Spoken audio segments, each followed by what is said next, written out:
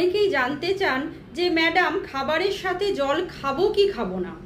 প্রথমেই বলি, আমাদের পাকস্থলী বা স্টোমাকে যে অ্যাসিডটি থাকে, যেটা আমাদের পাচনে হেল্প করে, মানে ডাইজেশনে হেল্প করে, সেটি হলো হাইড্রোক্লোরিক অ্যাসিড।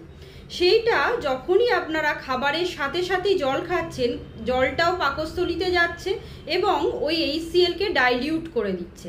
তার ফলে যখনই খাবারটা খাচ্ছেন, সেই খাবারটা কিন্তু ঠিকঠাকভাবে ডাইজেশন হচ্ছে না। তার ফলে আপনাদের যে অ্যাবজর্পশান, যে পুষ্টিগুণগুলো আমাদের অ্যাবজর্ব করে তারপর ব্লাডে সার্কুলেশন করে প্রত্যেকটা কোষে যাচ্ছে, সেটা কিন্তু হবে না। তার ফলে আপনারা নিউট্রিশনাল ডেফিসিয়েন্সিতে ভুগবেন। খাবারটা যদি না হজম হয়, সব সময় জানবেন আপনাদের কিন্তু কোনো পুষ্টিগুণ আপনারা পাবেন না শরীরে।